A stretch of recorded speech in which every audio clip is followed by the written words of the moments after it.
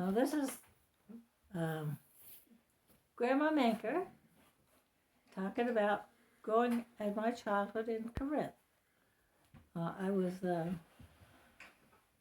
born Everett Marie Manker, Pronto. Sorry, Manker came in there later, and my grandson here, John W. He's really called John. He would like to know how I spent my childhood. I was the first girl born I was a middle child, just like Elizabeth says she is. Only I had 4 brothers older than me, and then 4 sisters after myself, and we all really get along fine. And let's see, we'll start back with my folks. Also, my mother didn't work out of the house until World War II was. She had 3 sons in the service, and so she was a homebody, and at one time, going way back, my grandmother lived on the other side of the house. And in the evening, the fun with my brother, who was 2 years older than me, he we set the same hiding place every night. I could hide under her long skirt, and he was not allowed. So he'd say, "Sissy, I know you in there."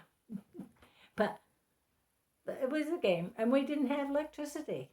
There was no electricity on the farm. It was lamplight by kerosene, and I was afraid of the dark, to tell you the truth. And our bathroom facilities was outside, not out out the door yard, but out in the cold air in the winter, and the same air was hot in the summer and not so pleasant to smell. Didn't spend much time in the bathroom, but we grew up with water that ran into a holding crock, a big crock, but there was bath time was once a week, except in the summer we could take a bath every night down at the creek, and it was cold. But I learned to swim there, and it was after you did your chores. But I'm jumping ahead of being 2 years old when my grandmother, my dad's mother, bought the farm for $500, and it had a barn, a house, a shed, and later on my father built a barn to go with that.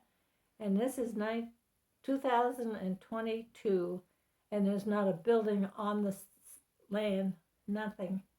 There's nothing there like we didn't exist, but I tell you the truth, we surely did. And there were a lot of good times, and but back to the childhood again. As I said, I'm going to be jumping around. That's the way I talk anyhow. I jump around. So, but let's see. My father built one of the state girls, whose name was Rosalie. They came with their mother, a building. My dad built a Christmas present together for us, and he made lots of things. But he made us a table and chair. The next year, my brother, who was a couple of years older than me, he made it into a toboggan. Didn't ask us if he could. He just took off the legs and did his thing. Yeah, he took everything apart. He had an interest in childhood too. He could build anything, and because he took everything apart, see how it was made and how it was constructed, and he was encouraged to do that. But you're talking about my childhood again. We had cows, pigs, and there's one story about the pigs. This mother had more piglets than she could feed, and she buried 2 of them in the straw. So we brought them in the house and put them in a shoebox in the wood stove to keep them warm. Guess what? They were only there a few days, but they never forgot. Once the spring opened up the doors and let the air in, the pigs came in the kitchen door and really dismantled the screen door. My mother, which would be great-grandmother to my grandson, anyhow, she took the broom and she chased the two pigs out through the dining room, through the hall, and out on the little porch outside. So the screen always bowed in and off the front porch and out. But these are some of the things that funny. It was so funny. My mother with the broom overhead after those pigs. It was just hilarious. Huh. But there's issues, you know. I wasn't the perfect child and loved matches. I played with matches. Really started the fire a couple of times, got it out, but it could have been disastrous. But after I got corrected for that with the butter paddle, get caught with matches in my hand, you can cure a pyromaniac with the right treatment. Well, let me tell you, I never played with matches after that. And I was probably 7 or 8 years old, then old enough to know better. But a lot of really bad fires start from being intrigued. And we had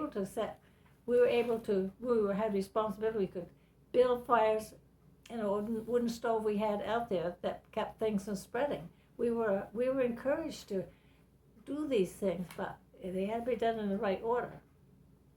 If it weren't, then if you couldn't learn that way, you got learned from a spanking, and sometimes it was a whooping. But being the oldest, and that happens a lot, you make mistakes, and that's how parents learn too. There's no really rules for how you, other than you can't give your children too much love. You can spoil them or not have them follow the rules, but you really can't spoil a child by being too much love. My grandmother loved me, and she lived on the other side, and I was a fussy eater going back to younger, and she made pea soup for me, and it didn't matter what time of the year. It's tricky to have, with no electricity, no refrigeration. You had to have cooking and simmering where it was hot so it didn't spoil. I didn't know all those things when I was a child. And I wrote some of these things down, and they really bring back memories, you know. And but there is. We did a lot of things with family. We did a lot of things with food. With my mother, as I'm getting older as these years go by, but you know, having younger sisters, I love being able to have, and I couldn't wait to have my own children. But where am I at on that? But I was the first girl. Guess what? I still wore hand-me-downs. I still like hand-me-downs to this day. I like going to thrift stores and stuff like that. It just brings back memories of things. We didn't have to have everything new. We didn't have to have. And we went to the doctors if we were sick. Yeah. Not so much if you cut your hand off, almost. Mom had a way of fixing that with some black pepper and tape, wrap it up. But we could have had all kinds of problems. But that made us strong. But they were loving. And my mother, this is my mother, grandmother, my grandmother and grandfather, they played at night when we were sleeping. They'd go out and slide down the hill, and they'd do stuff like that. But they did things together, yeah. So, and you had rules to follow. In the gardening section, if you didn't do your gardening, you had a lot more dishes to wash. Plus, you had the gardening to do anyhow. If you did your gardening first, you could go swimming. So what was the big deal? You did your gardening, you were swimming. Yeah, and we had a lot of freedom. We weren't, some places we weren't supposed to be. And that was quite a hike to get there, but we went anyhow. You know, I mean, we couldn't see the danger, but the whole mountainside was loose, like shale. But we did, at one time, I'm sure I was a teenager or close. We found the Indian artifacts. And I don't know if I haven't been back there for years, but I'm sure it's still there. It was like stones were laid, but they had to be done. They couldn't move stuff like that. It was too big. So it had to be How did they get there? But this isn't the only place that those things happen. But there was a big slab over the top, and you sat down into it, and then there was like a bench. That's where they slept, and with the hides and stuff. And but it was big enough for more than one person to be in there, and you could just think that was their winter hangout. And the Indians, when they lived here, they would migrate to where it was warmer during the winter. Not always, because they found out fire to make a fire and get it warmer. And they're the ones that discovered maple syrup. Yeah. So you learned, but you learn by living. A lot of things were learned by living.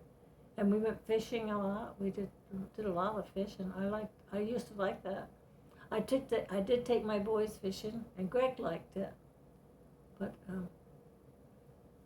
Grandpa, he said we're getting past childhood now. But there wasn't a lot of toys. You made your own entertainment. But we had so many children that we could play pom-pom, pull away, baseball. We did. Basketball was not, you had to have a basket and the ball, and we had neither one. But we could play baseball. And there was a novel, and I think of my mother. I looked at my mother. She was such a busy household. The guys that worked on the road, where did they have coffee or lunch? It was always right at our house. How about that? And Mom, they always was donuts in the car. Never went to bed hungry. I went to work, and I'm getting out of my childhood and then some. I went to work when I was 15. I went down. I wasn't 15 yet. I was only 14, and I was sent to New Jersey to take care of the neighbor's mother. Her sister was in New Jersey, and there was no phone even in the house. I could call home, could only write, and Mom would write back. But I made $75 that summer, and I was so homesick. They wanted me to stay down and go to school, but I couldn't do it. I was homesick for these mountains, and I'm not going anywhere soon either. There's not. Maybe I can think of other things. We had way back in the middle there. I was bigger than anybody else, and we had a calf named Jennifer. She liked bananas, and those pigs that I was telling you about earlier, where the mother wouldn't feed them. We dressed them up in doll clothes, and when they got bigger, they chased the mailman. They thought they were dogs, so they chased the mailman up the hill like the dogs did. But when they started going swimming, then that's when they were bacon. But you know about life and death. You know where babies come from. You know where life was. It was a good life. Being on the farm was a good life. Yeah, it really was. And we never went to bed hungry. Some of our cousins we knew did. They were hard times, really hard times. People think they got hard times now. There's nothing worse than not being able to eat. Yeah. So, John, we all these get-togethers with some of the best cooks that we knew. My Aunt Gladys, she had her kid. Her son was old enough, but she cooked and he ate. You know what I mean? They were big people. We have a lot of family. So, and I don't know what else. And I was married at 17, had a baby at 18, another one at 19. Anyhow, and then two more. So we're out of the childhood for sure. Then into the child business, and now I have grandchildren, and they get so grown up. But I wrote down a lot of stuff here, but I don't know if you can even read it. I was a sickly child. But when I got better, I like that better. So, but other than all, I didn't have to share with so many people. So I think I did get better, healthier, and I love having my own house. We had a house right to begin with. When we got married, it was a small house, and then this is our second house only. We've been here 53 years now. There's some set up in a nutshell.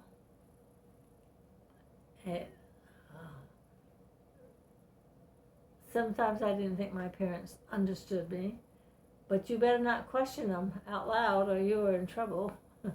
If it wasn't legitimate. Yeah, so. I don't know, is that what you're looking for, John? That is kind of what I'm looking for. Yeah. And but my mother was so busy with everything that she did. She was my mom would be grandma, parental. She took unwed mothers. She had they had their babies at the house. She had all of her children were born at home.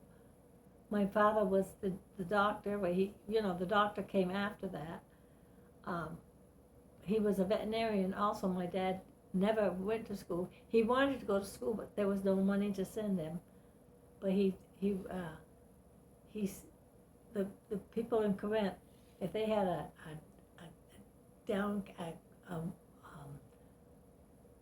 heifer in trouble birthing, having a calf, and was having trouble, they always come and get. They had to come and get him because he didn't have a phone. Mm-hmm. And they came and got him. He never said no. And my dad and mom, I don't know. They never had to. Seemed like they never had to sleep. They were 24/7. There's one of these people that reminds me of Laura and Rick. They go. They've slowed down a lot, but because Rick got sick. But but you have that many people depending on you. Even as the boys grew up, the state children were there, and that was, I don't know what they paid Mother, but it was something. And when my mother went to work, then is when we got electricity just prior to her going to work. Electricity, running water was always a problem, really, to have enough water for that many people, and plus the cattle. But there was a lot of good times, and then I'm glad I was part of the crew. And my sister in Florida now, she still calls quite often. She's very, very faithful at calling. So someday, John, I hope you have a story to tell about your bringing up, and then everything was. Everything can't be exactly your way always, but it's nice to know that you made a difference. Yeah, true. Yeah. Yeah, you can. We can just. Yeah, we can. I wrote some of this down, but I can't even read it.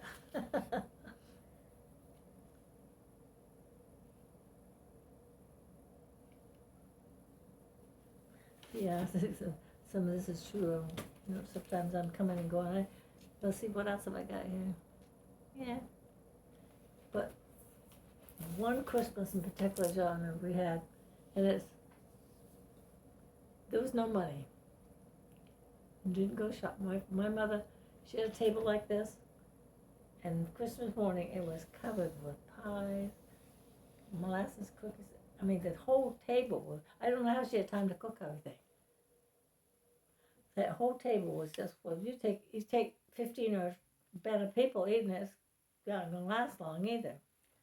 But she had, that table was just, like, in my mind, I could still see it just loaded with stuff.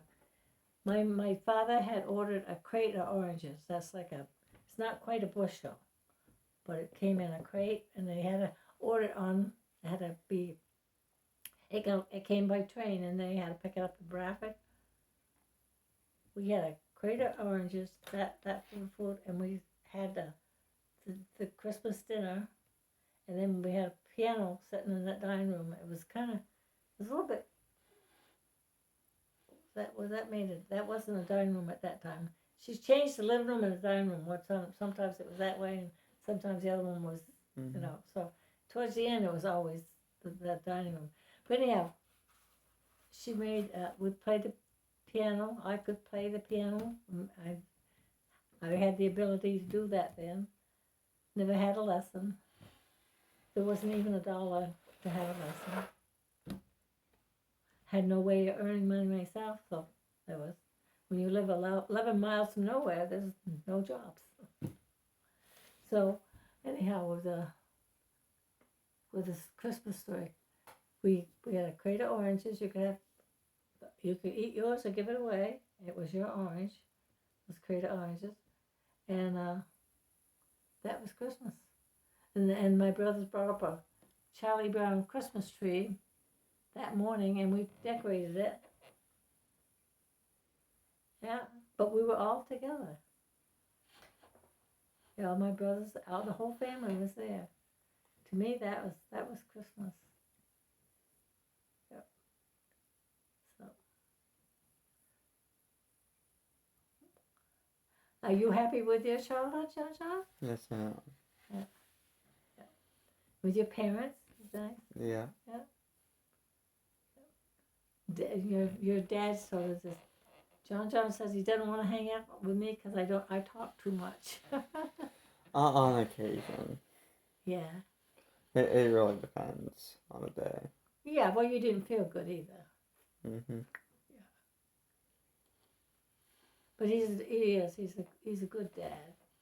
Yeah. Yeah. And he says he can't really get ahead. And so Elizabeth and her boyfriend are having trouble with the cars, huh? As in this year, they are. Last year it was locks. Yeah. Locks are better than cars because you can always bust a lock. Oh, busting locks? Mhm. That's what we had to be doing last year. Oh. They kept on forgetting where they put their key, or their key was somewhere else. Oh.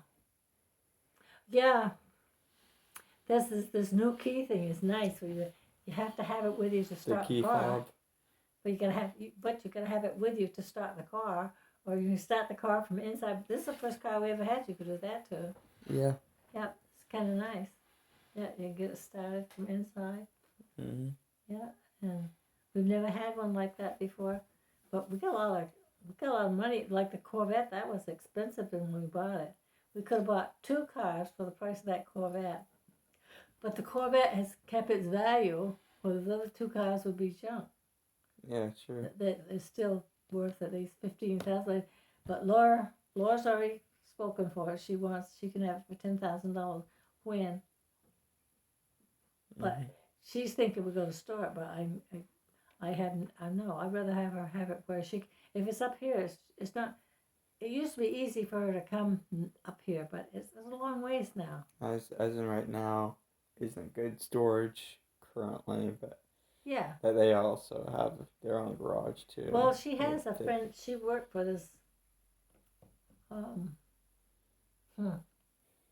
I can't think of his name, but he lives just one town down, and she was thinking of buying a motorboat, and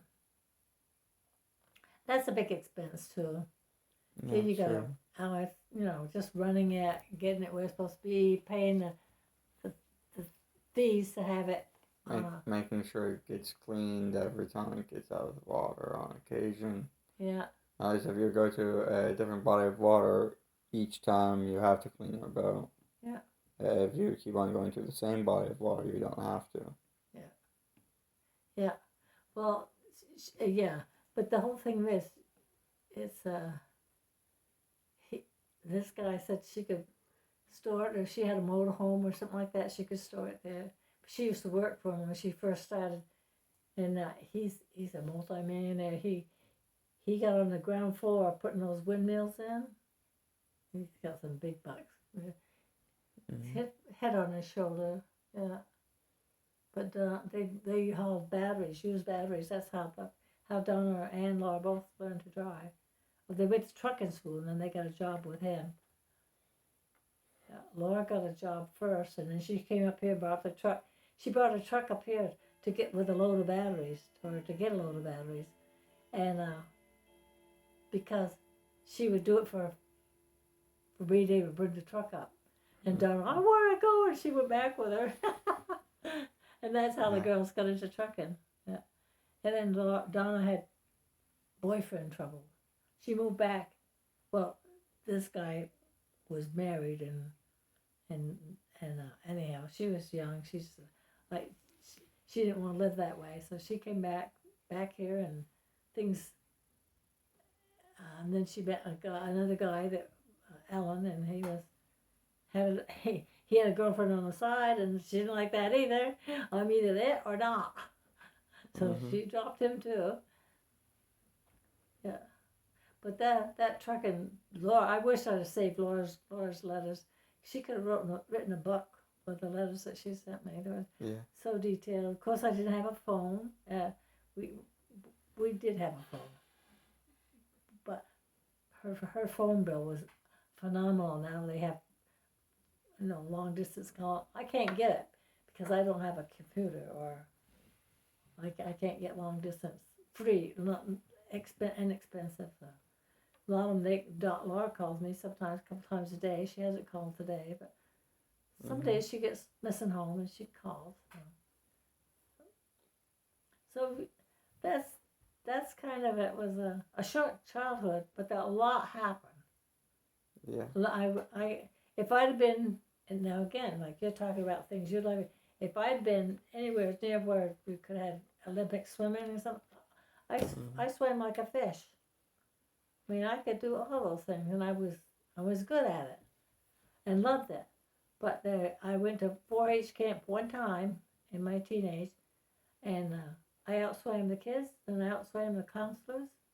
I still got a little red, a little card that says proof. But I was like a fish out of water, a fish in water. I was like, that was a natural thing. But there was never even thought of the Olympics, might as well not think that. I couldn't even take piano lessons because there wasn't a dollar to do it. Yeah, true. Yeah. So you learn to do something else, That's right. Yeah. And I didn't turn out so bad. But I wish your grandfather would talk to me someday. He says, I talk to myself, but I could, when he's reading out some of the things in the television, what's on them, you think I talk to you myself? You're pretty low keyed yourself. So, but I can't be mad at him because, boy, I tell you, it was scary this spring, in June there, when he had his heart attack right in front of the. He didn't call it a heart attack. Mev, did you hear those sirens? He's talking to me. He's sitting in the red chair, and I'm so nervous, and my ears are ringing. And I said, well, when you simmer down, let's go take your blood pressure. So he walks into where his desk is. He sits down, takes his blood pressure, measures perfect. He goes to get up and he faints. He just passed right out, slid down the desk. And the face was all distorted. And I pulled his shoulder over and made him more comfortable. And then he came to, and I'd called 911. They said, don't let him get up. And he said, I got to get up because I got to take a dump. That's the first thing I thought. My dad died that way. He was in a car, and he had to get up and he was in the winter months, and the rest of their facilities were closed, so he just went right beside the road. And then when he get his feet picked up and get in the car, my mother said, you want to go home? You want to go to the hospital? He says, his last words, it doesn't matter, I'm dying. That's the last thing he said. He leaned back, and he, honest to God, I went to his funeral, and he looked just like you could say, hey, Dad, it's time to get up. Just and he was 80 years old. Yeah. And here I am, 84, be 85 in July. And John's 91. But that happened to John when he was 90. But like, if I hadn't called 911, they couldn't have got here to save him. When they Yeah. got him out, they got him out on the gurney, out to the ambulance, and both of them in the back. They call it straight line. He died Mm-hmm. right there, and they were pounding on his chest. He just now, that was 8 months ago. His chest doesn't hurt anymore. Why they pounded so hard they couldn't get his heart to beat again, but they did, and they called the fire department because it took both of them, and the back was John, and somebody had to drive the ambulance.